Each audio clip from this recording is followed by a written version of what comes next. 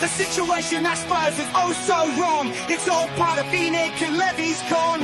A world-class stadium, second-rate team. Spurs are winning nothing under this regime. Together we need to shout, Levy and Nick out. Together we need to shout, Levy and Nick out. Intense are filling their coffers to the brim. The football forecast looks so grim. Spurs last cup win in 2008. Unlike a proper investment, it's what true fans hate. Together we need to shout, Levy and Nick out. Together we need to shout, Levy and Nick out.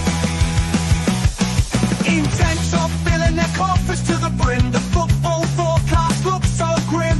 Spurs last cup win in 2008. Unlike a proper investment, is what true fans hate. Together we need to shout, Levy and Nick out. Together we need to shout, Levy and Nick out.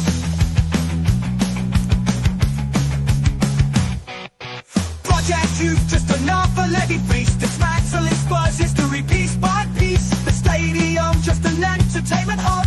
No true fan wanted this for our club. Together we need to shout, Levy and Nick out. Together we need to shout, Levy and Nick out. Legendary Bill Nick would turn in his grave if he knew how the owners now behave. Corporate greed and no success. We need to work together to get our club out of this mess. Together we need to shout, Levy and Nick out. Together we need to shout, Levy and Nick out.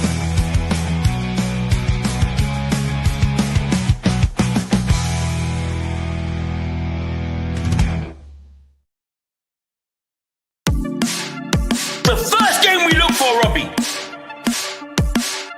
Tottenham away. When we got Tottenham away.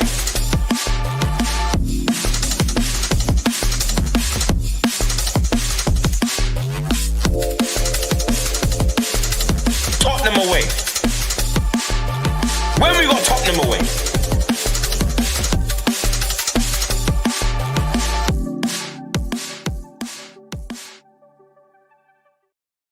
What's happening, everybody? Welcome to Tottenham Away, the best place to be post-match day.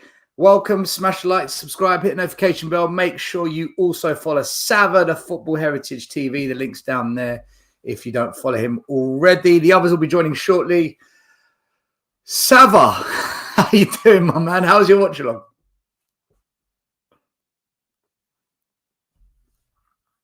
I'm on mute for a start. I'm knackered.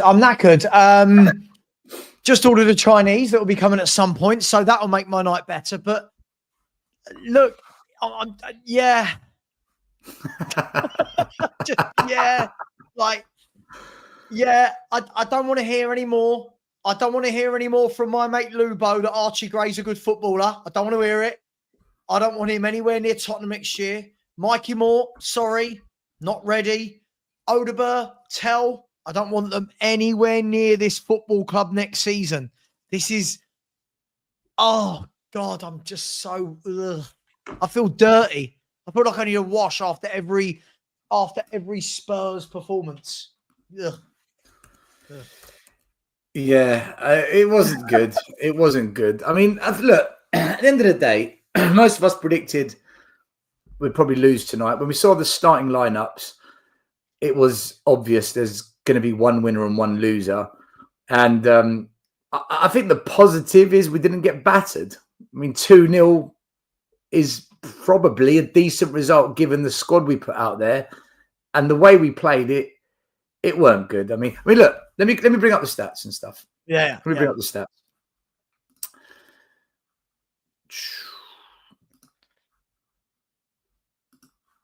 So first half, they had 71% possession. We had 28. They had 8 shots. We had 2. They had 3 on target. We had 1.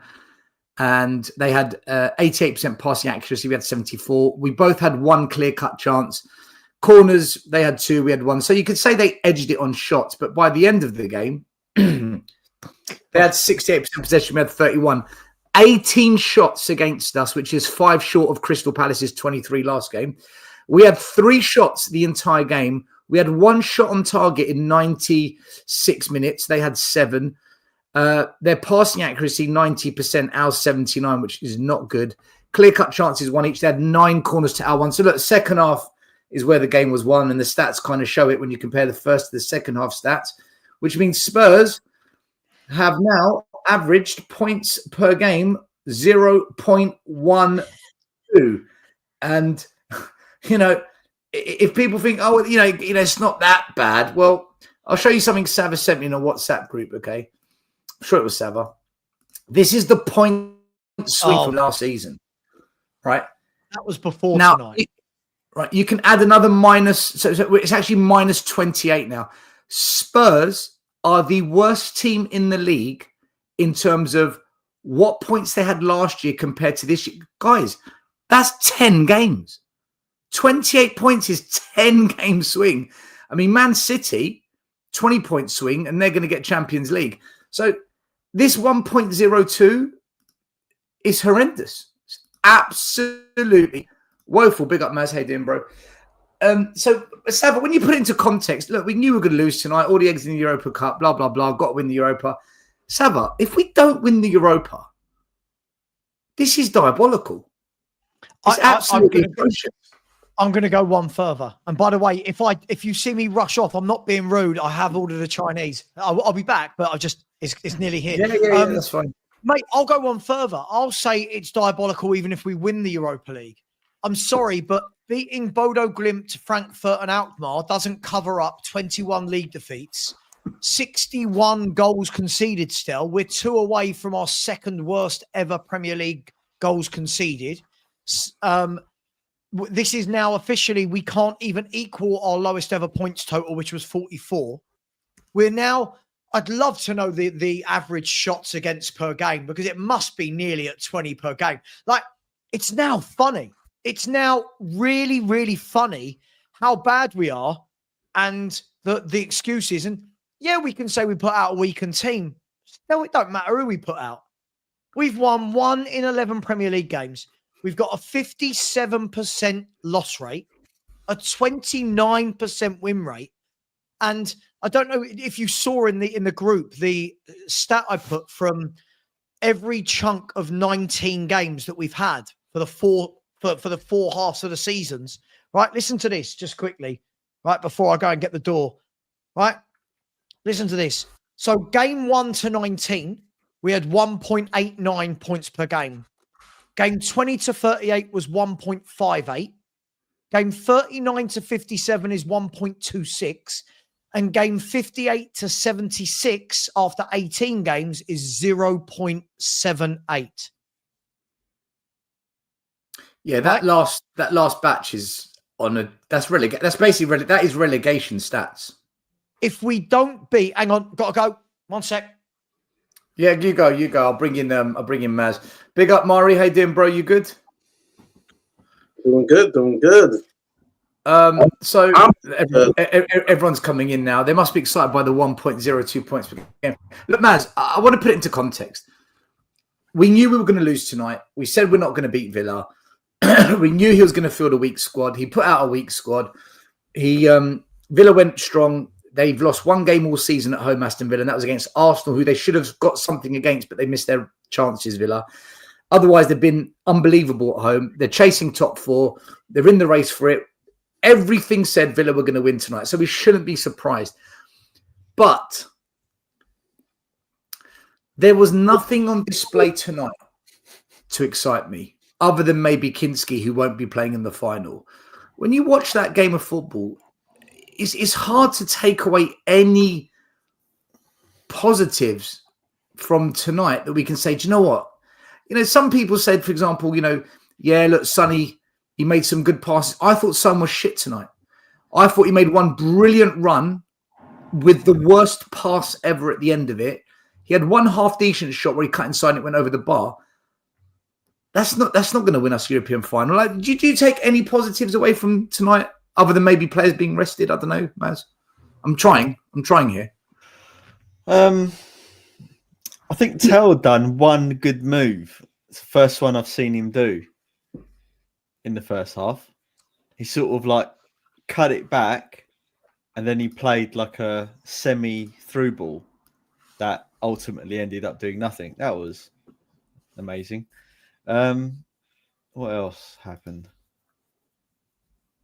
I think Odegaard's little back flick thing would have been a good goal if that went in. Yeah, that's about it. Yeah, That's about it, really. I mean, Sonny had a good burst of pace at one point, and I thought, oh bloody hell, he can still run a little bit. That was good. yeah. That's the run I'm talking about, where he did everything brilliantly, and when it needed a pass at the end of it, he completely boshed it up. I mean, it's hard to know like where to start. It's the same. Well, obviously, it's the same thing every week because all we do is lose football games. Well, in the league, in the league, yeah. I was surprised that we played the rigid sort of 4-4-2 in the defensive aspect in the first half, and when we held them in the first half, I was a bit shocked, really. I wasn't sure what to make of it, in the sense that, okay, how come we've changed the tactics so drastically for this game and we're defending? And then it dawned on me is that Ange knows that we've absolutely got not a chance in hell of beating Aston Villa no matter what we do. So he mixed it up, literally, just to try and not let us get pumped. That's the only thing I can think of that he done. He literally set out a rigid 4-4-2 in the beginning, and with the idea for us to try and hold out as long as possible and not get absolutely pumped. Now, what was evident to me was that all of the players that Ange has brought in as signings, and I'll give Danzo and Kinksky a bit of a pass, was they're just rubbish. It's not even the fact that we lost. It's, they're attacking. They've got the ball. There's an opportunity to, that may need one or two good quality passes to create an opportunity, and they either pass it, not at the right angle, they underhit it, or they'll mess up, the close control aspect, the technical aspect of the game, or they can't cross, or they can't shoot. And you're thinking, but these are the players that he's brought in. Tell, Odegaard. Who else was it? Even Johnson, when he came on, he had like one deflected shot that counted as a shot on target. They're just useless, absolutely useless. Still out. I mean, he might as well. He might as well just eject him. Like that's how bad it is, Mari. It's as Sava said, we're at 0.75 for the last 19 games that we've played. I mean, have you ever seen something so bad? I went on Spurs Kings TV on Tuesday. Sim was on, and it was an interesting conversation. and that conversation for me was more about understanding Sim's psyche than actually talking about football. Serious in any serious aspect, because there's nothing serious about our club, and there's nothing serious about this manager, and there's nothing serious about these players. And that may sound really hyperbolic and aggressive and negative, but aside from being in a final, which is a positive, what is the positives this season? Like, what is the positives? If you're clutching, it has to be the cup final. Yeah, like if we're clutching at, Bergvall looks a good player. That's like some really low level shit that we're trying to be positive about. Like there is nothing positive, like nothing, zero. No, and what I mean by that, right, is not the fact that you can't look at certain aspects and think, oh yeah, that's okay, and this is all right. I'm talking about really substantive positives. I got one. Like material positives. Material. Yeah. It's good to know. This is a positive. Reguilon is alive. I forgot he was on the team. Oh yeah, no, thank God. God, thank you for My Chinese that is is- nice. That's a positive. I'm I enjoying mean, my There we Chinese. go. What Chinese I'm did you glad order, you Stella? mentioned that. I was surprised. I forgot Reguilon was on the team. I said, "Oh shit!" Like, in all seriousness, I know Reggie got rinsed tonight, by the way. Reggie Oh, got yeah. skinned tonight. I don't know. Still, I don't think he was that bad. To be honest, I mean, He's not the answer, though, is he? no, he's not. No, but none of the players are the answer. I think that's the problem, isn't it? Like none of the players are the answer to anything in our team. Do you know what alarms me, guys? Do you know what alarms me the most? Right, I can accept we've put all our eggs in the Europa. I can accept that. At this stage, I can accept it. Before, I can't. Now, I've accepted it. I can accept that we're not going to be as good when the second string starts. And I can accept that we're not going to win every game. What I can't accept is this, all right? Let me go through the starting lineup with you guys. Kinski, Spence, Danzo, Davies, Reggie, Sarr, Gray, Odebert, Mortel, Son. Now, Kinski, 1. Danzo, 2. Gray, 3. Odebert, 4. Tell, 5. Half of that squad is Ange's signings. 50% of the players on that pitch are Ange's signings. Then you've got Spence, who has proven he can play. You've then got Reggie. Okay, that's one you say, well, I don't blame Ange. Pape Sarr, I don't blame Ange. And then you've got Mikey Moore, one of our own, and then Son, who he chooses to play. Okay? So for me, when I look at the team, if you can't keep the ball and you can't string 5 passes together, you can't make a final ball pass, you still keep playing out from the back, putting us into danger. I say to myself, but you have had these players for 2 years. You've spent £380 million rebuilding the squad. Let's not forget this. He's rebuilt the squad to some degree. He's rebuilt what is supposed to be quite a lot of it. And we look awful.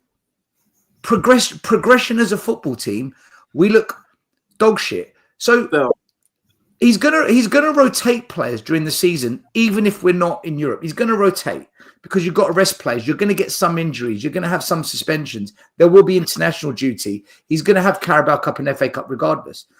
50% of that squad are his players, and we play so badly. That's the bit I can't accept. That's the bit, guys. Season though. So No, but my point is, he's built a squad so he can rotate. This team has not evolved. It's worse. And this is the primary. Yeah, sorry. It's like Groundhog's Day. This season of just watching this team be devoid of ideas. Today, I'm watching this game, and I'm like, what is it? What is Ange ball? Because we are devoid of ideas. Combine that with players by some, really honestly, if by some miracle chance we win the Europa League, do you know there's not one player on that team that I want their number in regards to kit? There's always been someone on Spurs that I feel proud of. None of these players I'm proud of. We're devoid of ideas. It's boring watching Spurs. Literally, it's boring. And it's other. I'm hearing people go on Salva's shows talking about adjustments, and I'm like, what adjustments are you talking about? I'm like, I don't see it. Maybe I'm blind. Maybe I'm Stevie Wonder, or Lionel Richie. I mean, I can't see. Well, no, Lionel Richie got vision, but Stevie Wonder, I can't see it. What adjustments were there today? Do you know the problem is, Mari? The problem is football fans have forgotten what football is. So Spurs fans at halftime in my chat telling me he's adapted. No, there's a difference between being pinned in your own half, right? Yeah. And adapting to a game of football. Adapting is something you do over months and over years. He's 2 years, Stell's right. He's had 2 years to coach this lot. Bearing in mind, last year, he didn't even have Europe. So last year, he had Monday to Friday on the training ground. There was no traveling. There was no European travel. Monday to Friday on the training ground. Now, we can talk about second string players. We play like this when our first string play. Let's not, everyone's got to stop kidding themselves. We've won 1 in 11, right? No manager survives 1 win in 11. Managers don't just survive that at Wolves, Everton, West Ham, Ipswich. Ipswich, maybe they did because he's come up McKenna and done the unthinkable. Spurs are the only club other than Ipswich in that bottom 8 or 9 that haven't changed their manager with these bad runs of form. And what's happened is, I'm turning into a psychologist here. Our fans have brainwashed themselves into believing this injury narrative, right? But if you actually dig deep at the stats like I like to, Spurs have now lost 13 of the 21 games when the squad is mainly fit and available. So we're actually looking at our best wins this season have been when it hasn't been Van der Ven and Romero example. Our best wins have been when it's been Davis and Dragusin, right? Yeah. So people don't want to put that fact in. But the worrying thing is Stell's just named you that 5 or 6 of this first 11 were his. Stell, go on further. Look at the subs he brought on. Brennan Johnson's his. Dominic Solanke is his. Right? Kinski is his. These players are his players that he can't coach. And I'm going to say this right now, and I'll shut up after this. If this club signed Matisse Tell, right? If this club signed Matisse Tell and any of you lot renew your season tickets, you deserve Daniel Levy. I'm saying it right now, live on camera, because he is atrocious. I agree. And by the way, I'm going to say it. I don't know if Lubo's joining us. Is he still? I've emailed him. I sent the link. So Archie Gray, I don't care if he's 17, 18, 19, 20. This is going to go down for me as one of the worst signings in the club. He is awful at everything. Everything. He's slow. He's weak. He can't pass. His tackling. Who's going to pop up in 5 minutes now? He can pop up. I don't want this excuse that they're kids anymore or that Ange threw them under a bus. That's now 4 or 5 games I've watched him in midfield, and I'm thinking, all right, you don't have to wow me, but show me something where I go, yeah, you can play. Like Wharton did when he joined Palace. I went immediately, yep, you can play. But this is who we're bringing in. This is who our fans are bigging up. And then when we're losing these games, going, the players, stop hyping them up then. Stop hyping them up just to knock them down. Sorry, I'm out. Werner is better than Tell. I'm telling you now, this is how bad it is. I would rather Werner in the team than Tell.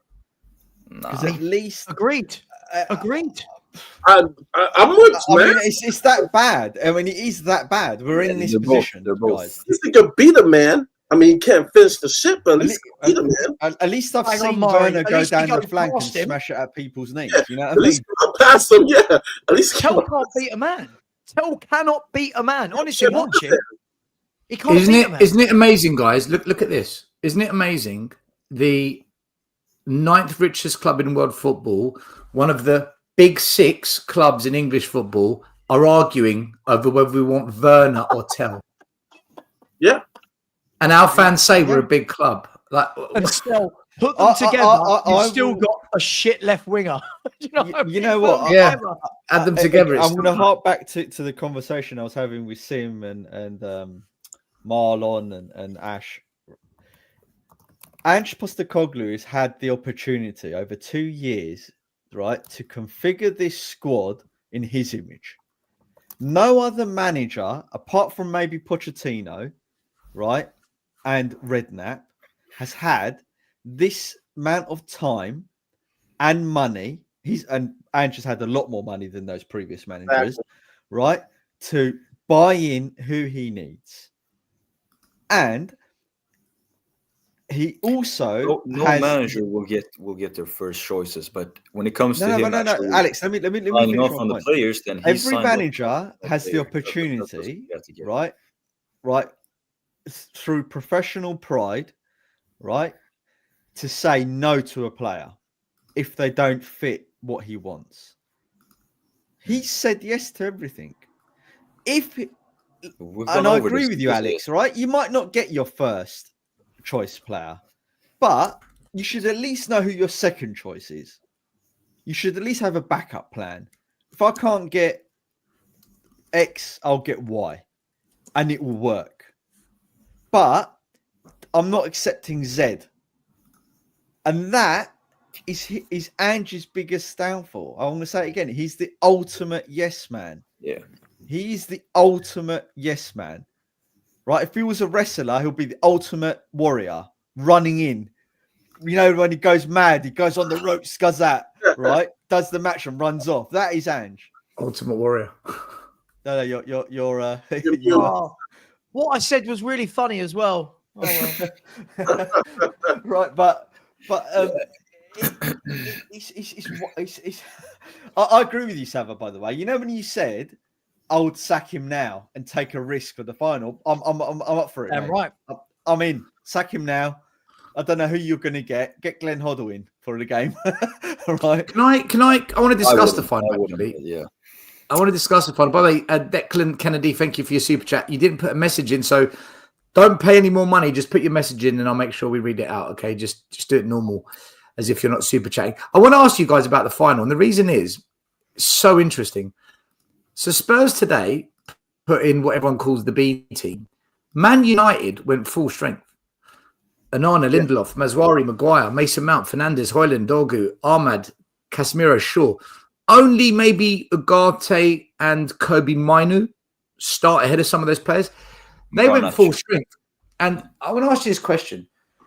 So when Palace played us, we got battered by Palace. Palace went full strength, and they've got a cup final.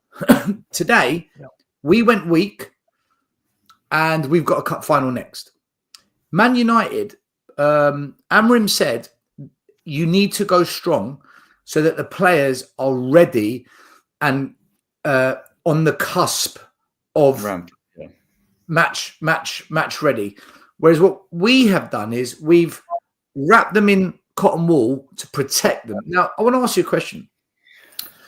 Who's taken the right approach? Because we can't afford any more injuries. And today, he's gone off, and they're now saying he might be a doubt. We might not have Pape Suarez, which is another midfielder that we're down. We're going to find out, but he went down the tunnel as soon as he went off. So he's taken a knock, and a knock normally means 4 months of being out, surgery on Sunday or something. We'll find out. Hopefully he's available because we need the bodies. But Ange has wrapped players up in cotton wool because Maddison's out, Bergvall's out, Kudu's out. He's trying to protect them, but Glasner and Amrim have done the complete opposite. They've got away with it. Whose approach is right? Because of course, Alex. Go for Alex. Go. I think let Alex go first, and then we'll go around. Our way of approaching this is it's grounded in paranoia because we know how our season's gone, and Kulu going off for the season. It's so like I honestly expected somebody to go out at the end of the final. And when I saw Kulu, I'm like, yeah, I expected this all along. But if you analyze it from this perspective, I think going into that final, after the 80th minute extra time, I think we'll have the advantage because our players will have been rested. If you carry some like after, Alex, as long as we're not 2-0 down. It's not our fault. But I'm saying I'm talking about it from a.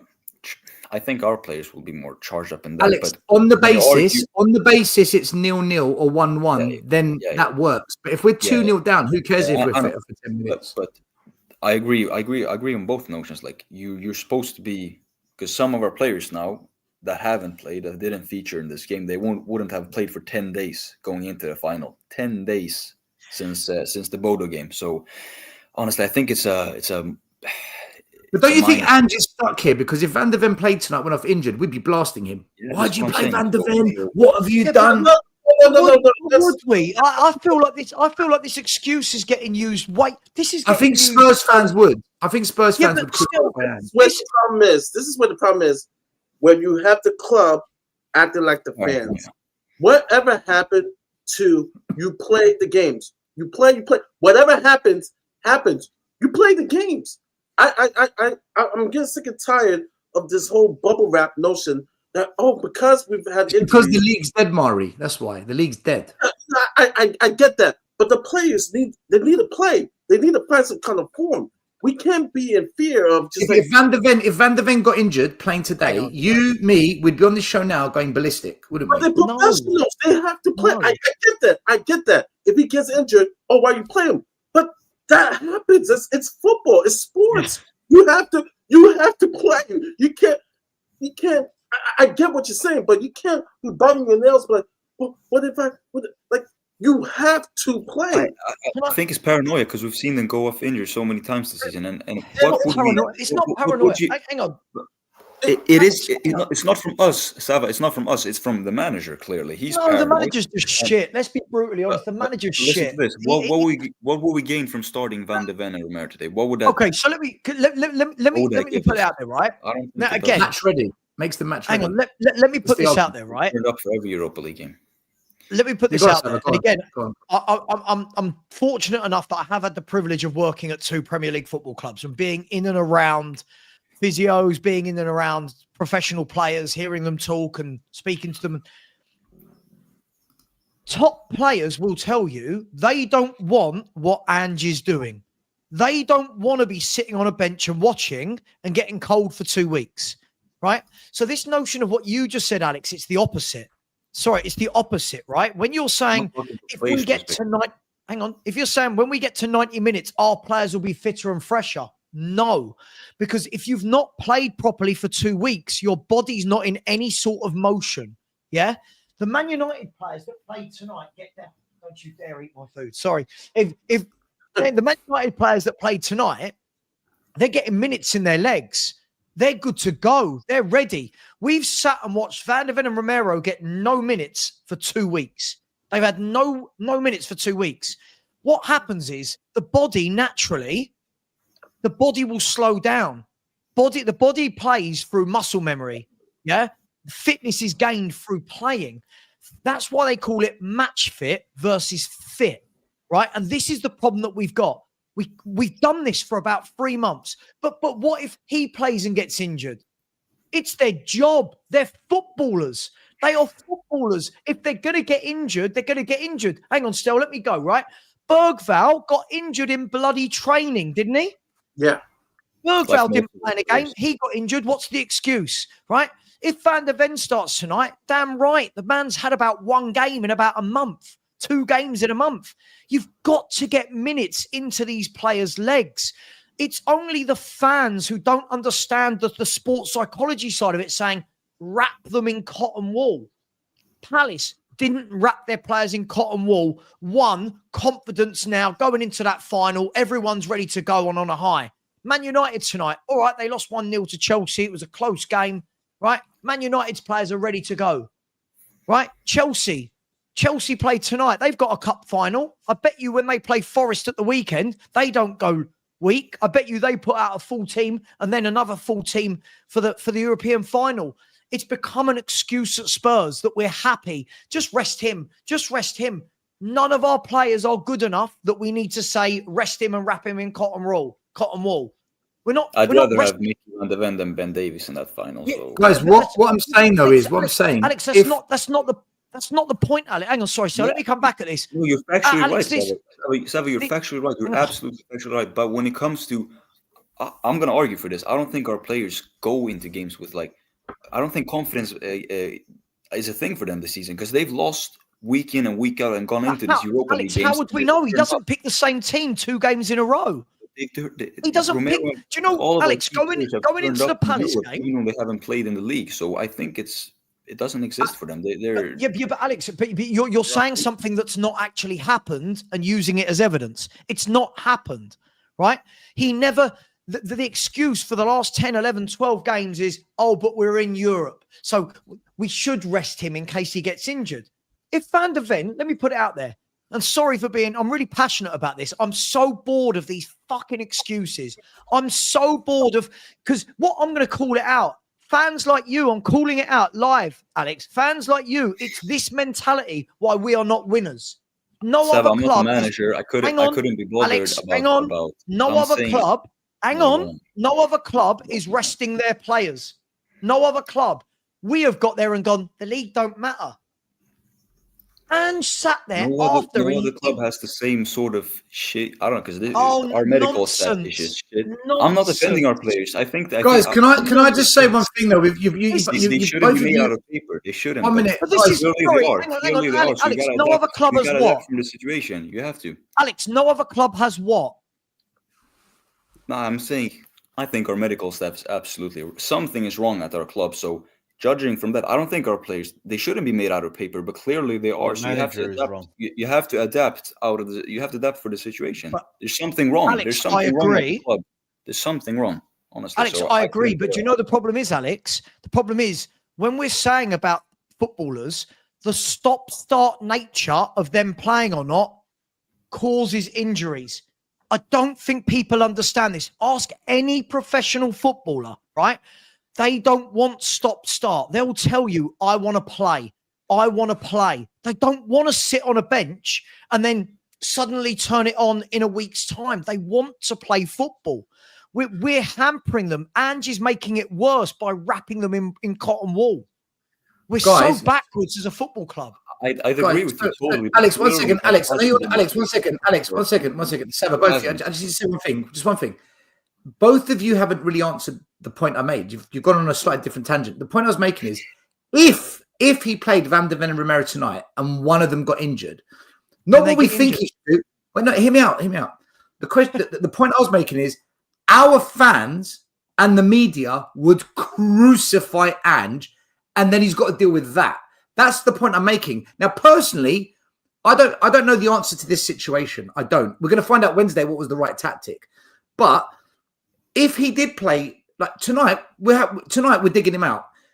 1.02 points per game, worst manager, but we're digging him out. But if he played the fit players, a lot of ifs and buts here, and Van de Ven or Romero got injured, as a fan base tonight, that would be the headline. Ange injures Romero. Okay. What does he do? So why? So why can Palace do it? Why can Man United do it? Oh, why that's can what I Chelsea said. There's do it? clearly something wrong. Hang on, Alex. Hang on. I'm in the middle of a sentence here. Right? Why can all of these clubs do it? And it's always poor Tottenham. It's always poor us. And if someone gets injured, if Mickey Van de Ven plays tonight and gets injured, it shows you he ain't fit. If he comes in tonight and gets injured, he's not fit. What if he plays still 10 minutes in the cup final and goes off injured because he's hardly played any football? Then what has all this wrapping him in cotton wool done? What's it done? I'm not defending it. I'm saying I think tonight, whatever Ange did, I think he's fucked. And he's kind of created this situation. He's kind of created this, but I think whatever he did tonight, if he goes weak, he loses the game. If he goes strong and we get an injury, all hell breaks loose. Look, Pape Sarr's got off injured today. This is. I just think tonight. I think this another aspect of it is. I'm not defending Ange, by the way. I want him gone. I'm the same as you guys. But it just feels like there's always an excuse for this club. I think that our fans would have mullered him tonight if Van de Ven got injured. I think it's hypotheticals. Honestly, we couldn't know what would happen. I think Ange has almost given these players an excuse to get injured. It's like he's treated them so weakly that it seems like they get injured over anything. Yeah, made out of paper. But it's stop and start, Maz, isn't it? Maz, it's very stop. It's very stop and start. You look at all the players. One game it's this player's playing. The next game that one is. Players need regular minutes. You look at Bruno Fernandes at Man United. When did he last not play a game? Oh, yeah, why is Bruno Fernandes not being wrapped up in cotton wool? How many games does Van Dijk miss? Right. But it's only at Spurs. It's only at Spurs where we can't seem to do it. The only player at the club that hasn't sort of been affected, I think that's Porro. Porro, you've seen him getting smashed down and everything, and he's never getting injured. There's something about, I don't know what it is. I think there's something wrong. But No more excuses. He's what will we mixed. gain? He's pick and mix the whole what will we gain squad. of starting Van de Ven today? What will we gain? I didn't say start Van de Ven, by the way. Season. I don't think there's. I'm not really saying, but an argument Alex, for it. if you look at it, right, in the last 2 games, let's be fair, this manager, right, this manager turned around in that stupid speech he did, with that speech after Bodo, which got everyone going, oh my God, I love Ange again, and he's reeled me back in. And he sat there and he said, another lie, he sat there and said, we're going to use these next 2 games to prepare for Bilbao. Yeah? Did you all hear him say that? Yeah. And what's he done in these last 2 games? Hardly played prepare any for of the Bilbao. players that are actually going to play the final. And I'm gonna say this, Exactly, Maz. just to add on to- 13 days, Maz, before a final. This is None exactly of the our argument I had with 16 Sid. players have played a whole half of football. It's ridiculous. And to add to your point, Fair. what perfect? It's not like we're playing Ipswich or Leicester City. You have 2 difficult games where the 2 teams need to win those games in Crystal Palace and Aston Villa. To prepare your team, you want to play your best team in 2 difficult games for the final. What Man United did today, playing a difficult game against Chelsea, they prepared the players for a difficult game for Wednesday, whereas our players were sitting back, gathering dust, and then you expect them to brush off that dust and be. Where's the big complaint about our team? Why is the first 15 minutes it takes us to get going the game, the first 20 minutes? I can guarantee you it's going to probably take us the first 10, 15 minutes to get into the game, and maybe too late. A Harry Maguire had a goal with down 1-0. Could be a possibility. Murray, I think in 2 difficult games, haven't really didn't get a chance to play or prepare. You would want the players to prepare against a Villa and against a Crystal Palace. Murray, by the way, I don't mind if he gets injured in the final, by the way. I'll take Danso, who's a better defender anyway. Yeah. Honestly, no, I think it's all what ifs. You say care. that, Maury, but what if Bruno got injured today? Then every United fan would be losing. But that's What if? football. No, I know. Listen to my point. Let me finish. I What if our Nick players look fit? play. What if our players look fit in the final? What if? It's all what ifs. We can't predict the future yet. Like, That's life. whatever What the if- right decision is going to be, we can't know it. We can't know I- yet. So, Check this out. I know some of you may not know basketball, but my Knicks are playing the Boston Celtics. Celtics just lost the biggest star in basketball to Achilles. It happens. I mean, big game, small game, it happens. You play. You play. Maury, do you think with Bergvall, Madison, and Kulu already out, that our circumstance is different, or do you think no, it shouldn't matter? You know what? I'm going to say something I said last By night. the way, there's a poll in the chat for you to vote on this. Get your votes in. Let's see what you lot think. You know what? I said this last night, and Alex heard this. And this is just my opinion. I could be wrong. A smart coach, right, knowing that we don't have Kulu, we don't have Madison, and as I know, we don't have Bergvall. For me, I prefer us to play a 3-5-2 for the final. But can I finish? And have Porro and Udogi bomb the flanks as our creative, the only sense of creativity in our team, and whip the balls into the box, any way, shape, or form, as our best chance. These games would have been, a smart coach would have said, okay, let me implement that against Villa or against Crystal Palace before this final, since we've lost these people. But Ange, stubborn in his ways, is going to do the same thing. That's just my opinion. So I think he's clueless in regards to devoid of ideas of even implementing the game before the final. So for me, it's not only not playing our players, but also just devoid of ideas, right? The thing is as well, by not playing your players that you're gonna rely on in the final, you're nullifying their bravery, because he's putting into their psyche, yeah, you might get injured. The players shouldn't go on the pitch thinking like that. They should be like, I want to play every game. Don't care if I get injured, right? And that builds up their psyche. But because of this pick and mix that he's done the whole season, right? He almost gives the players an excuse not to even want to play in a sense.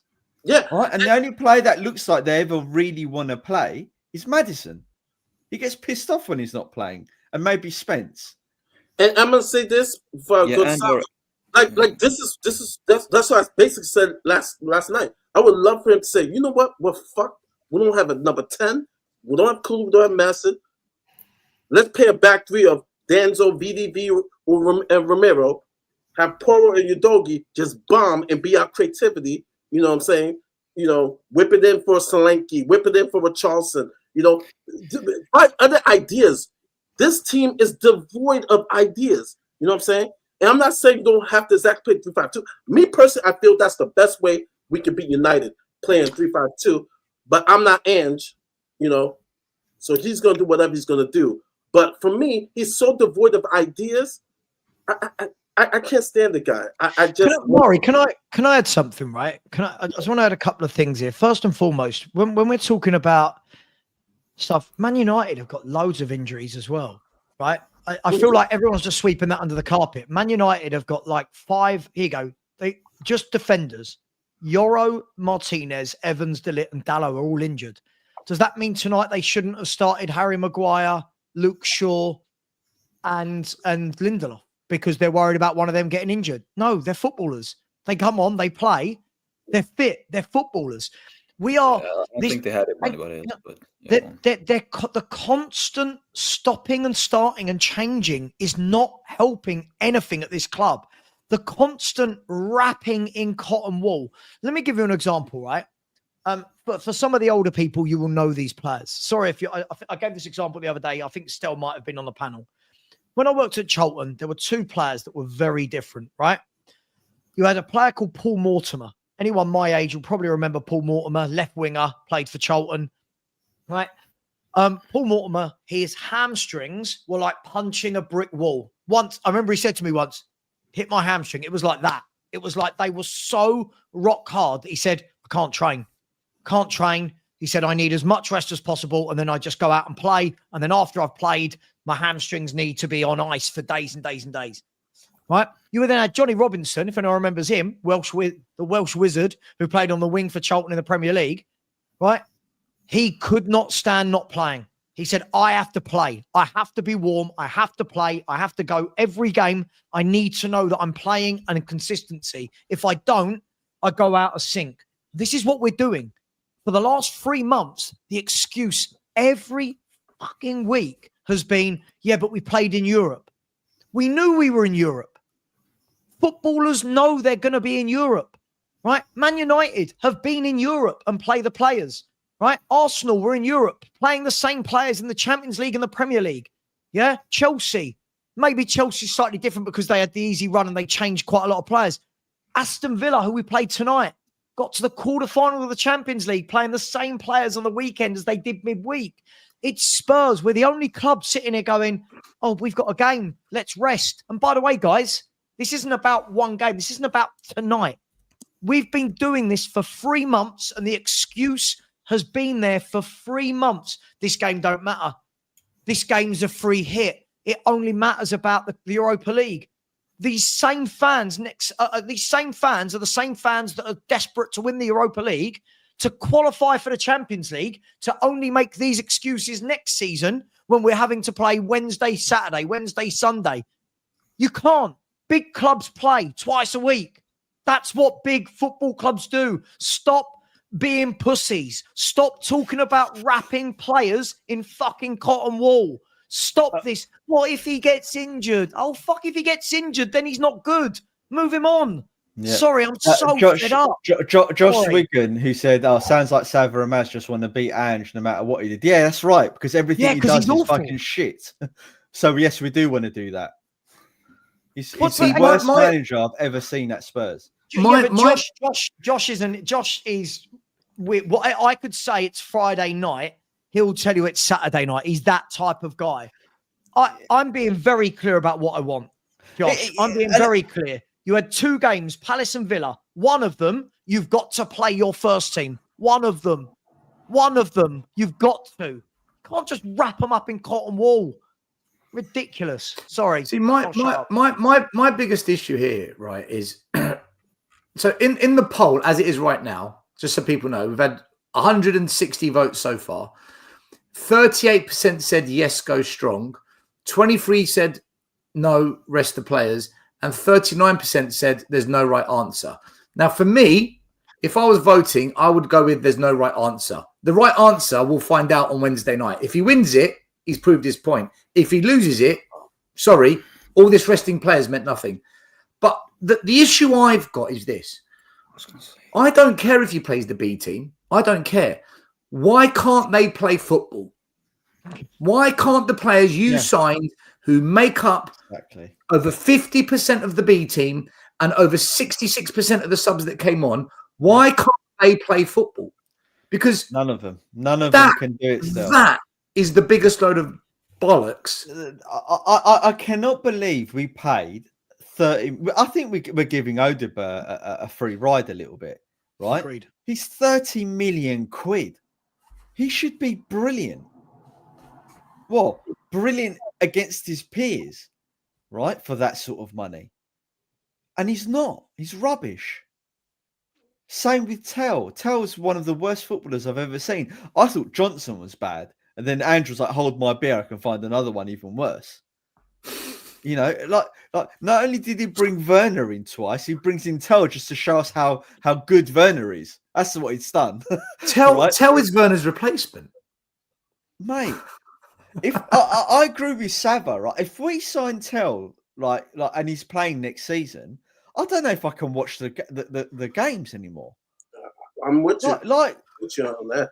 Maz, can I say something? You know, was it under Conte when he was desperate for some forward players because of injuries, and we signed Danjuma?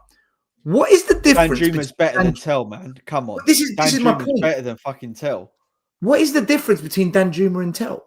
Yeah, I'll tell you the difference is at least Danjuma can pass, and at least Danjuma scored a couple of bloody random goals. Yeah.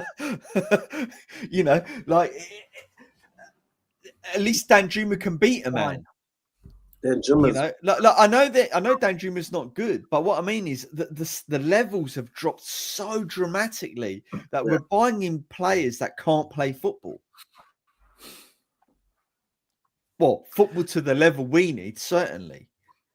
I can't stress this enough. I feel like I know I'm repeating it and going and saying, but it's all, I'm in disbelief. I think I've it's PTSD'd me or something, right? He's so bad. I can accept losing to Villa, Maz. I knew we were going to lose to Villa. We all said it. And when we saw the starting lineup, it confirmed it. I've got no issue losing to Villa. I fully expected it. My issue is a squad of players, not a team, a squad of players that have been coached to play possession-based, front attacking, play it out from the back, pass at all cost football. We can't make 5 passes. We can't make 5 passes. That's what I don't get it. So what for me, what is so discouraging and frustrating? How many times did we lose the ball today, Mari? Just playing it, just a simple pass. We lose possession. So I know we haven't won trophies since I started supporting this team, but when I started supporting this team, we had quality. I mean, when I came in, we had Berbatov, Keane, Defoe, Kane came through. Son, the earlier son came through. Like Ericsson, Modric, Ericsson, Gareth Bale, Prime Dele Alli. Yeah. There's loads. We've always had quality. Like this is the first era, the Ange years, where we have absolutely no one of quality. No one of quality. Like even my friends who support the other Premier League teams, they're like, okay, we'll take Defoe, we'll take Modric, we'll take Gareth Bale, we'll take Berbatov. even Keane, like what, like there is shit. I'm watching Tell, Olderberg, Solanke, like it's these 2 years have been a nightmare in regards to quality. We have Murray, even without that quality, what Stell's talking about there is whether or not these are, when people say second string players, like this isn't the second string for my Saturday team. I don't have one now, I'm too old. This isn't the B team of my Saturday side that plays semi-pro when I played. This is Premier League footballers, and they can't pass the ball 3 times between them. Sarr and Gray today were absolutely horrific. They can't pass the ball 10 yards. They cannot pass the ball 10 yards. Sonny is a seasoned pro. Can't pass the ball 10 yards at the moment. Right? Yeah. This is coaching. This is again, to my point that I just made just then. If you constantly change this team, if you do not allow the players to play X amount of games in a row together, they don't get used to each other. There's no patterns of play, and the passing will be shit. Look at most teams. They keep a very settled side, right? Yeah, unless you've got brilliant players like City, they keep a settled side. They know each other inside out. Spurs have a different right winger every game, a different left winger, a different forward, different midfield pairing, and everyone's going, yeah, don't worry, just rotate them. Well, how do you build any momentum? How do you build partnerships? That's the key word. Can I just speak on this honestly? Because I'm not going to be one who sits here and defends our forwards. Because clearly, I think everybody here can agree, our weakest part of our squad is our forwards. That's my opinion, honestly. And as a club, when you bring in a manager that focuses his entire football on attack, then why don't you go out of your way to prioritize signing star players in those positions? Because we haven't. We've done the absolute opposite of that. We haven't gone, invested most of our money into top class forwards. We haven't done that. You bring in a manager that you want to get a style of football, and you don't prioritize attackers over defenders. It's like this squad it's not built for attacking managers. It's more built for a Conte, and this is what tells you how wrong everything always has. There always has to be something wrong in our club. Alex, the 10 teams who are above us in the Premier League table, did they splash out on top quality forwards? No, Sava, I'm not making excuses right now. I'm not saying you are. I'm asking you the question. When we keep saying if this is what we're going to do, the 10 teams above us don't have better strikers. The 10 teams above us don't have better football players than us, and are all above us in the league, all score goals because they play as a team, because they're coached. Yeah. Solanke, Johnson, Son, between them, have all had seasons where they score a lot of goals. They're not being played in a coached team. The difference is, Mbuemo and Vissa and Kevin Sade at Brentford are. Right, yeah, Brighton together because they are coached, yeah. Right, that's the thing. We can talk about better players, but this squad is better than 17th. This squad should be top half easily. Look. I'm not as well versed in talent ID around Europe as you guys are, right? However, it doesn't take a genius to realise that spending 30 million on Odibert when you've got Fofana and Kone going for much less money, right? That will probably want to come to the Premier League, right? Are better signings. So it like I said earlier, it begs the question. There's no point in me saying it. Ange is a fool. Yeah, Fofana would have been a great Højbjerg. The fact that he can't. That he's accepted these players is the problem to begin with. In fact, I know whose fault this is by the way. It's our fault. Because what should have happened is when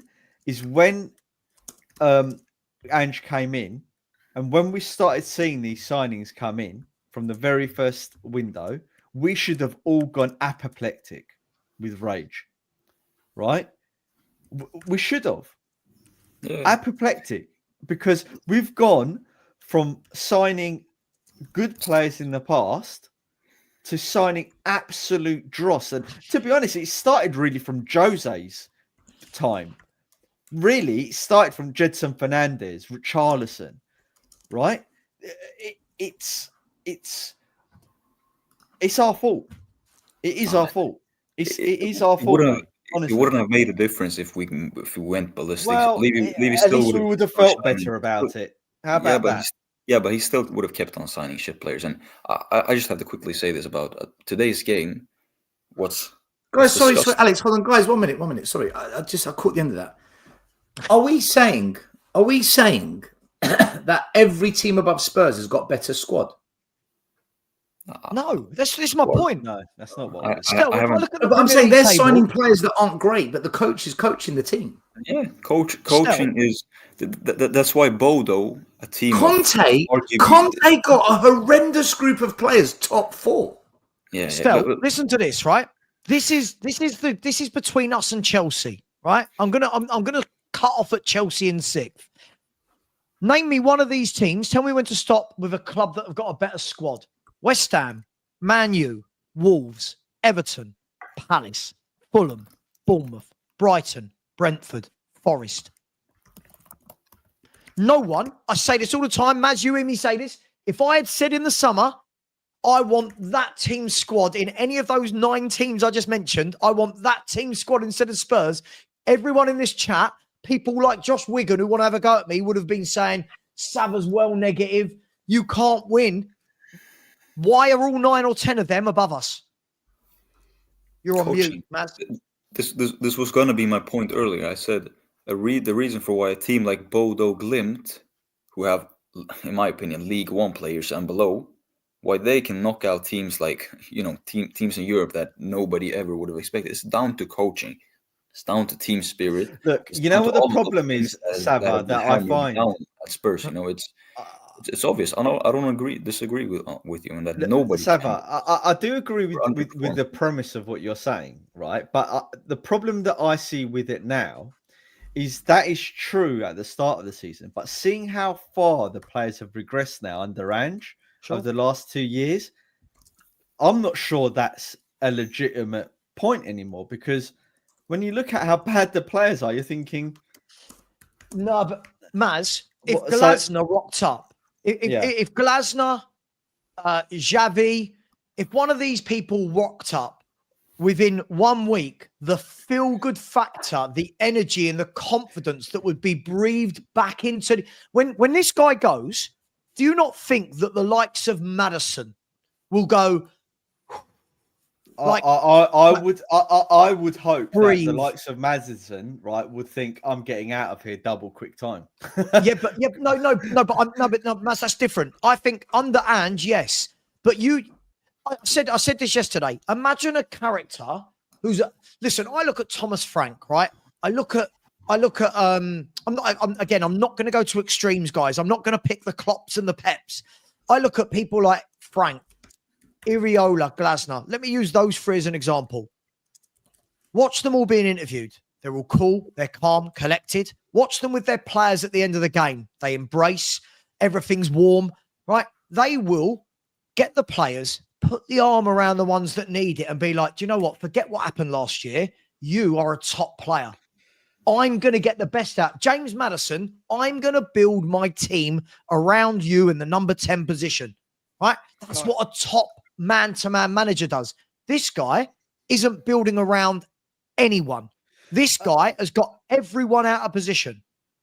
Sava, is huge, and I do agree with you, right? And that, for me, that begs the question: why didn't the bloody ball try and save the situation pre-Christmas? It's mad because of what's happening this summer. They know. I'm telling you, they know it's going to be a clean sweep. They know. I'm telling you, Maz.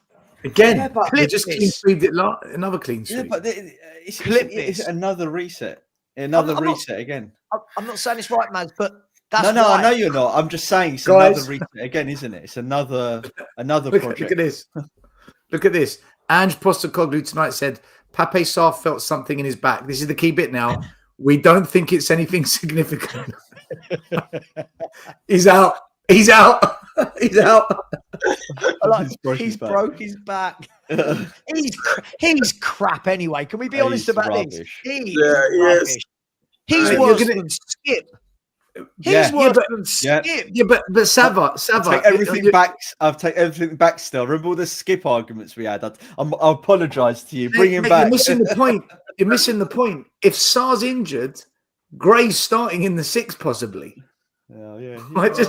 There's no one left. Do what's worked in the last few European ties. Stop having a free in midfield and play the double pivot of Basuma and Bentancur. Yeah. And then let the forward 4 do what they need to do. The midfield 3 never works for me.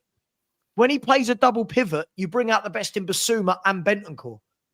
I don't think that's a bad thing. If Sarr's out, I don't want him starting anyway. I think he's another one. When he came in, Sarr Torre, and he's like Vieira. Shut up, Spurs fans. Shut up. We don't know a player anymore. We do not know a player anymore. He's The not. only midfielder good in the things league. he's done this season is Don't he's have a player. scored some decent goals when you've least expected it, but otherwise he's just regressed massively. I don't think he's regressed. I don't think he's ever been good. He was noticeably better last season, but there's not much to go off really. Anyways, I just about what you said earlier, I think all of these issues we face right now with Ange, I think it goes down to one really thing. Most people don't mention it, but I think it's favorization, if that's the word. Like, he has his set of favorites like no other manager I've seen. No other manager.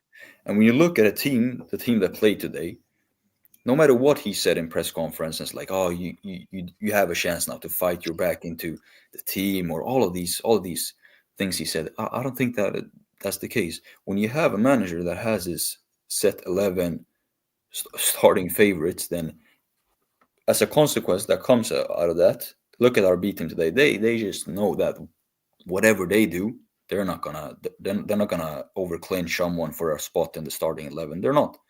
And when you have a manager like that, it decreases your motivation for wanting to push on to those extra levels of just, I'm gonna give it all because Spence, you could argue, has been that exactly. That he's the best example of it. He's just been. I'm not justifying his lack of commitment now, but he's been totally smashed down in confidence because he's from day one not been told, but he's been indicated Udogie is always going to go ahead of you. You know, it's like a parent having their favorite child. You know, no matter what you do, I'm always gonna. Yeah, it stings the motivation out of you, and I think that's smothered down on the squad. It's smothered down on the not team spirit, but just our general motivation as a team. It's favorization has ruined a lot. Can I back on from what you're saying, Alex? And again, my mate Josh Wigan in the chat, again, he doesn't understand nuance. He's saying Udogie and Porro have outperformed Spence in the past month. He lost his spot on merit. Well, hang on. Let's not be revisionist about this. Jed Spence lost his spot for no reason at all in the first place. Yep. Jed Spence was our best player for 2 to 3 months. Everyone was going mad. Oh my God, how's he not in the England squad? And oh my God, he's amazing. And then Ange came out and said, didn't he? Said, it's good that we've got people like Jed until Destiny comes back. Like, he told us that it doesn't matter how well you play, Destiny's coming back in. Destiny comes straight back in. And if you remember, guys, the main game where it first happened was Man City at home, right? When he dropped Destiny, he dropped Spence for the game where they had Doku and Savio out wide. And you're like, you got to play your best fullback, right? And then every big game, Spence didn't play, and it doesn't matter because it's the Premier League games, Spence played. Of course his confidence went. Of course his performances went. He knows he could have been man of the match against Palace and tonight. He knows he's not playing in the final. He knows Ange doesn't want him. What about Maddison? And Maddison plays one game, right? He's our best attacking player. Then he gets taken off at 60-minute mark. and the whole attack just I think Madison breaks down. gets It's just Alex, like, 1 minute. Let me bring Murray in. Let me bring Murray because he wanted to say something. Go on, And, Murray. and no, I was gonna say, and Josh, it's the reason why Rio did the interview with Spence, because he was our best player at the time. Everybody was talking about, even Monts for Liverpool says, hey, if Trent Arnold leaves, hey, we might be looking at Spence. Yeah. He was actually playing that good and gets dropped for no particular reason other than favoritism. Josh, you're not there. There was a reason why Spence was benched, because Ange had his favorite player coming in, and Spence is being told that it doesn't matter on merit, you're not going to play when Udogie gets fit. The same happened to Danzo, Murray. Danzo was playing week after week and actually putting in some decent performances. As soon as Romero and Van den Ende were fit, you're out. The problem is, you guys are right. With Ange, there's clearly not a healthy environment where you fight. It's not a healthy competition where you fight for your place. You're right. It's clearly not the case at Spurs. These are my go-to guys, and everyone else, fuck you. Even if you score. Basically, what Poch did to Moura, Ange has done to pretty much everyone else. Yeah. but I mean, look again at tonight. managers, Who was the best player tonight for Spurs, in your opinion? Kinski. See, mine was Danso. I thought Danso made block. Yeah, he had a after good block, game as well. He had a tackle good after game. tackle. And so, But he knows. He knows it doesn't matter how well he defends. He's not in the team, and this is not a place you want to be as a football club. So, I think Ange's created this problem for himself, and I don't have any empathy, sympathy for him about injuries, about squad rotation. He's caused this. There should be massive fight for place. Yeah, Destiny Udogie should not have got back in that first 11 because Spence was playing well. But as soon as he came back in, Jed, you're out, Udogie's in. As a human being, guys, what would your confidence... Imagine, right? This is like... Imagine... I agree with you on this one. I agree with you. I agree with you on this. No, Totally I know. But imagine it's like, somebody that's undroppable. And I wouldn't mind if we were back in the day where you went, oh, well, Kieran Trippier's come in and played well, but hang on, Carl Walker's back and Carl Walker's boom. We're not talking about that. We're talking about players like, I think Destiny's been crap for 2 years, if I'm honest. Another one that has not progressed at all under Ange Postecoglou, right? He comes back from injury, bang, straight back in the team. If I'm Spence, I am fuming. If I'm Spence's agent, I am going into that office and saying, we want to move this summer. Because this manager can't rotate. He doesn't know how to get the best out of people, and he doesn't give people a fair shot. If you look at top managers, then the ones that stand out for you is the ones that will drop their apparent favorite players. They will drop them right away the second levels of performance has shifted. If they have their B player, their second choice player, if they start to outperform, they drop them right away. That's the sign of a top manager. Managers that I've seen from my national team, from local clubs, the ones that have favorites are usually the poorest managers you can find. The ones that insist on playing certain players in hope of that they'll come good when they have actual, not first like, how do you say it, starting players performing over them, and those are the managers that are the poorest in my opinion. And he's a prime example of one of those managers that favorize players and won't shift away from them. Even if you look at Spence, he had 2-3 months of consistent. Well, Alex, I'll tell you what. Look, we've spoken loads about Ange in the game tonight. I want to go another 15-20 minutes tops, and I want to end it. I don't want to do a long show tonight because I've got an early start. I want to just wrap it up for the next 15-20. The game on Wednesday, right? That's it. Now. The league's done. It's over. Say again, Matt. That's over. Said never going to happen. You want to go for 15-20? Never going to happen, mate. Mate, I'll leave and Mari and Maz can run it. On Wednesday night, this is it now. Okay, Man United, they lost as well again tonight, 1-0. They've gone strong. We lost, we went weak. It's 16th versus 17th. Both teams keep losing every week. What do you guys expect from this game in terms of, can you predict a winner, or is this really the biggest 50-50 game of utter shite that we may ever witness. Is it going to be a 0-0 or is it going to be a catastrophic defensive 4-4 where no one can defend but somehow everyone scores? I don't think anyone's going to smash anyone. I don't see a 3-0 or 4-1, nothing like that. Where are you guys at with this game? Because this is everyone's put their eggs into this basket, and both clubs desperately need this trophy in Champions League.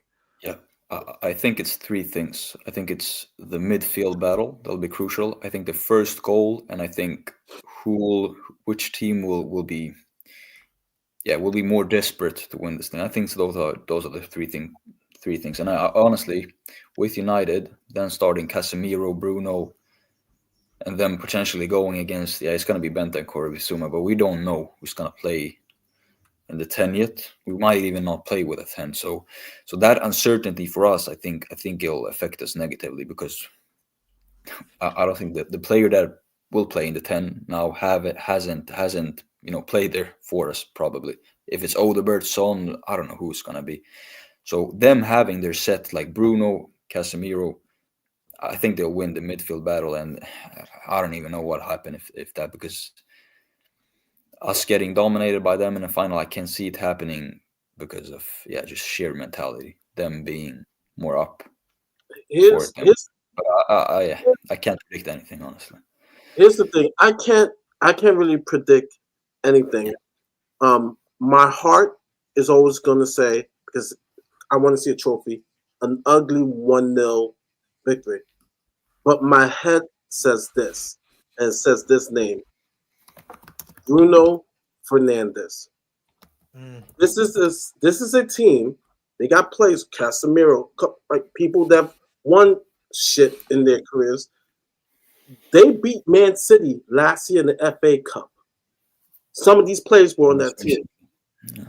In our midfield, I think our midfield is atrocious. I've been complaining about this the last 2 years. Bruno Fernandes is the type of player that could just take this game and win it for their team. Whereas we don't have that. And if we had anybody like that, that was James Maddison. So Bruno Fernandes is the guy who I fear. And in my head, it says United, because they have Casemiro, Harry Maguire, as shit as people talk about, he always seems to score a big goal, a big header. He always seems to be there. Harry Maguire. Mind you, they've won 2 trophies with Ten Hag. This is the type of team that they have the players. Even Amad Diallo has, they have players when needed, as shit as they are, they come through. Whereas on our team, I can't trust anybody. I'm just being real. So my heart says we win the most ugliest game ever, 1-0. But my head says United should win this game. They got the trump card, and that's Bruno Fernandes. They have Højlund too. Mari reckons Man U edge it then, only because of Bruno. I won't take as long. So, Man United mentality. I think they've got a better midfield and attack than us, for sure. Now, in reference to Spurs, our biggest problem is that we have no creativity. Kulu's out, Maddison's out. Who on earth is going to create the magic? So we effectively need to rely on our remaining big players. So whether that's Van der Ven or doing some mega run like he did against Man U, or Romero maybe getting a header, or Porro coming up with, I don't know, a goal. Because let's be honest, the most likely person to score is Porro in that game, and that just shows how bad, or Son maybe. That just shows how bad our team is. So I think Bergvall. I think if we can hang in there, and if Bergvall won't be much fit, Alex, even if he does play, if we can hang in there, and if we can figure out how to attack them, i.e. Porro whipping in balls for Solanke and Richarlison if he placed the header, I can't see us beating Man United. I just can't see it. I just can't see it. Kulu and Maddison going out is the worst thing that could ever happen to us as a team. Yeah. What can I say? I mean, it's such a. I've never seen us so Crap. so divorced. Yeah, it's so crap. Shit. I've never seen us so crap. And for me to just hope on have this thing. Oh yeah, because I support Tottenham, I love them. I think we may scrape it. My head is saying, don't be ridiculous. If we do it. And it's a stroke of fortune, then thank you, footballing gods, but I just can't see it. Physicality will be everything in this game. Like just winning those duels, getting winning the duels, like all the duels will be crucial, especially in midfield, because that's where the game will be played. The biggest factor is what Sav has been saying for the last 2-3 weeks now, right? He hasn't played any of the 11 players. We're not going into this Man United game winning anything. We haven't won a game since Bodo. Well, look at this. So look at this, Maz. 0 goals in the last 2 games. 1 goal in the last 270 minutes of football, and that was against West Ham. We can't score without Maddison. All the fans saying we'll win 100%, not putting proper thought into it. Look, let me give my summarization on this. First of all, both teams are crap. Let me start by saying that both teams are awful. Stel, you said it. Is this going to be the ultimate 50-50 game? Yeah, this is going to be. And I did a stream with Deji earlier, and he kept using the word stinky, and I'm adopting it. This is going to be a stinky game of football, and I've been saying for the last 2 months I actually think we're going to win it. But Maddison, not Kulu. I can live without Kulu. I think he's been crap for a long time. Maddison, for me, is the game changer. Yeah. Maddison is the one who's taken shit all year for the last 2 years. He is the one, when he's not on that pitch, we have no link from back to front. We have zero link. We have zero way of keeping possession without James Maddison. That man is such a huge miss because he holds onto the ball and he's intelligent. Kulu, yes, when he's on form, but I've not seen Kulu on form for about 6 months now.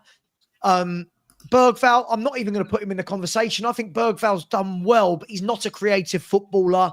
And, we've seen Basuma can step in and do that driving midfield role just as well. The biggest issue I've got here is I agree with Mari. Man United have got that guy that I've said this all week still. If he's on your team, you love him. And if he's on against the opposition team, you hate him. And it is Bruno Fernandes. He's got 37 goal contributions this season in that crap Man United team. Yep. He scores in big games. He's been there, seen it, done it, won it, right? At international level and club level. He's a captain. He's their main man. He's the talisman. And we saw today, but we see every game. If a team has a playmaker, we don't know how to shut it out because we don't have a number 6. So we don't know how to control a playmaker. Right? We saw it when we played Chelsea. Cole Palmer has the freedom of the pitch because we don't know what to do. Right? Just by way of example. For me, this game is going to be an ugly game of football. And I think this is going to be decided either way by either a header from a corner, like a big Harry Maguire or maybe a Solanke header or something, or I think it's going all the way to penalties. Right? So when I can see people in the chat now saying Bruno is rubbish, that man, his stats in the Premier League era are ridiculously good. Let's not shit on people. Do you know Bruno's got 37 GA this season? That's what I said. He's got 37 GA. For United, right? If you play for City or some other top club, he would have been called world class, in my opinion. Look, honestly, this and that said to me, what was Bruno won at club level? Well, hang on, hasn't Bruno Fernandes been the captain for the last 2 trophies Man United have won in the last 18 months? What are we doing here? What are we doing here? Man United won the League Cup. Bruno Fernandes was the captain. They won the FA Cup against Man City. Bruno's the captain. Are we just pushing these things to the side? Like, are we just trying to block out our fan base? He's a top player. He's always fit. He's a pain in the arse. You know he's going to be around the ref annoying the fuck out of every Spurs fan. But we don't have a player like that in our team now. We don't have a guy who can do something out of nothing. Solanke doesn't ever do anything out of nothing. Tell and Odeberg can't. Sonny, not seen it for a very long time. None of our midfielders do. Do you know, between Sarr, Bentancur and Basuma, they got 2 assists all season in 4 competitions. That's the midfield three we're talking about going into the final. They've got 2 assists between the 3 players in 4 competitions. All right, so I just think that Man U shit as well. I think this is going to be stinky. 1-0 either way or penalties for me. Yeah. I think this game's going to be. Do you know what? My answer is quite simple. If we score first, we've proven that this team can now low block and shut it out. With a bit of luck, they'll give away 1 or 2 chances, which if Man United miss, that's kind of what I saw against Frankfurt and Bodo.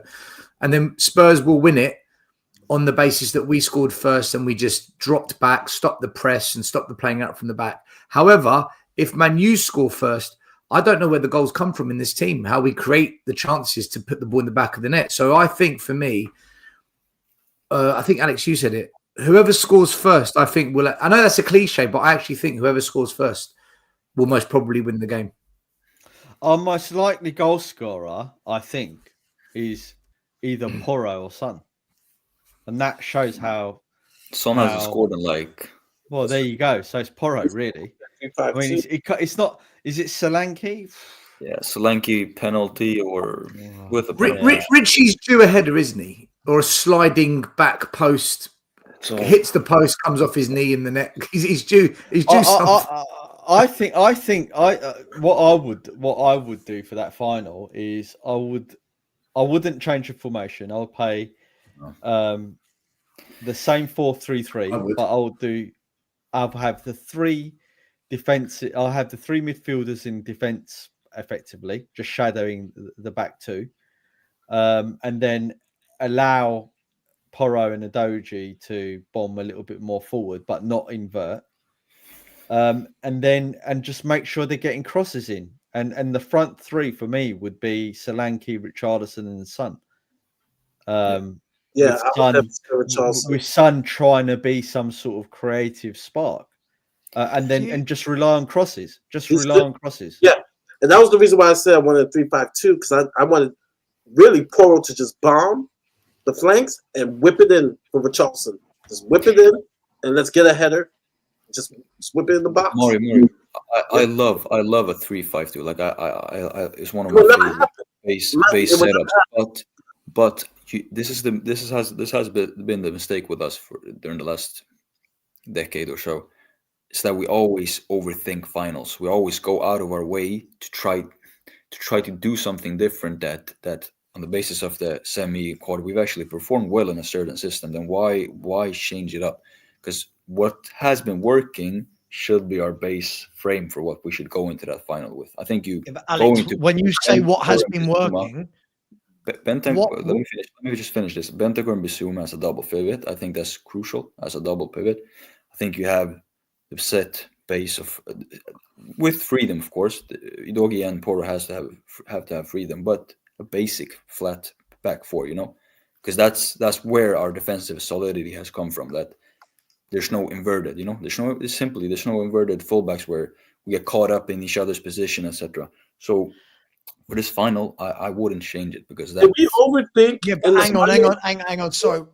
Hang on. When you're saying you wouldn't change it, hang on. Let me bring some. Hang on. Let me bring some much needed context to what you're saying here. And I think Spurs fans, we've got the memories of a goldfish. We truly have, right?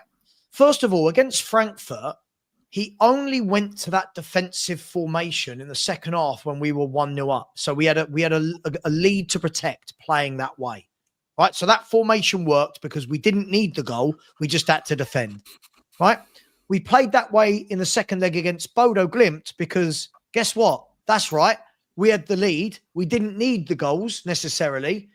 We could defend. This game is very different. If we start this game the way we ended the Frankfurt and Bodo Glimt game, we've got no way of scoring goals because that defensive setup that people are talking about, we were horrible going forward in those games. We were horrible going forward because Ange can't get the balance between defense and attack right. And by the way, just quickly still, before I go, right? For anyone in the chat, right? Bruno Fernandes, by the way, in his career has 182 goals from midfield. And at Man United, he's got 98 goals in 288 games. He averages a goal every 2.8 games, right? So all these people that are going, oh, you know, he's shit, he's crap. We would cry for one of them. Imagine if we had Bruno Fernandes. Our fans put people like Matisse Tell and Kulu on pedestals, right? Imagine we had Bruno Fernandes, who's 10 times the player of both of them. Imagine what we'd do with Bruno. We'd be asking him to win the Ballon d'Or. I remove my Tottenham hat when talking about players, and it's amazing when you look at people being biased, how mad it is. Just saying. Sorry. No, it's just weird. Some of the comments, like Bruno Fernandes is a good player. Yeah, he's not the most likable player, but he gets. In terms of consistency, I think he's around Madison's level. Honestly, I don't think there's because he doesn't get injured as much, but in terms of consistency, in terms of performances, they're not. That's been the thing with Bruno. A lot of United fans have slated him, especially earlier this season and last season, because he doesn't consistently turn up. He gets sent off when it, like he did against us. That head loss, all of these things they pick on him. His career stats don't tell that story. That's the problem. I know you say we overrate our players, but I think United when Fernandes turns up, then they will praise him to the moon. But when he does things wrong, just in the slightest, they'll just bash him. And I think we're the same, honestly. We do both. But we haven't got anyone near the level of Bruno Fernandes to bash. Like, do you think any footballer in our squad is as good as Bruno Fernandes at football? Do you truly believe? Because Madison when he's fit, but he's never fit. But, I mean, 37 GA this season in that crap Man United team. I mean, that's different gravy, isn't it? No, he's a top player. Bruno's a top player. I don't deny it for 1 second. We wanted Bruno at Spurs, but we didn't want to pay the money. Listen, boys and girls, we're going to wrap it up right there. Thanks for watching as always. Smash like, subscribe, hit notification bell. Make sure you follow Sava's channel. There's the link once again. Sava, you on tomorrow morning, 10 a.m. or are you off on Saturday? Half 11. Josh Wiggins, shut up, mate. Come to my show and have these battles with me, mate. Sorry. Sava, you say you don't even rate stats. Sava doesn't say that at all. Listen to what Sava says, and I'll stop saying Sava now. Josh, 11 in the morning. Go on to Sava's channel tomorrow, 11:30 a.m. and debate him as much as you like. There you go. He won't come on and debate me. People like that, they're really good in the chat, but you'd bury them alive if they came onto a show. So, like when Alex has his shit opinion of Kulusevski, you know, you just got to shut him down early. Yes. Shut him down early. Oh, he's Swedish. 3 goals, 5 assists in his last 7 Boom. starts. He's Swedish. Boom. Shut him down. He's you two have this debate. You can also go on Savage Show tomorrow. Rob Brown, big up, channel member. Thank you very, very much. Mari, Maz, big up. I'm on Big Up tomorrow at 1 o'clock doing a post-match analysis. Our next show will be after that on Monday. It will be our pre-warm-up podcast to the cup final. I won't be running it. It'll be JP because I'll be in a car driving to Bilbao. So I'll try and jump on in the car if my internet works. There you go. Otherwise, Savas tomorrow at 11:30 a.m. Make sure you join him. Boys and girls, thanks for watching as always. Bring on Bilbao. Let's see what the hell happens. Come on, you Spurs. The first game we look for, Robbie.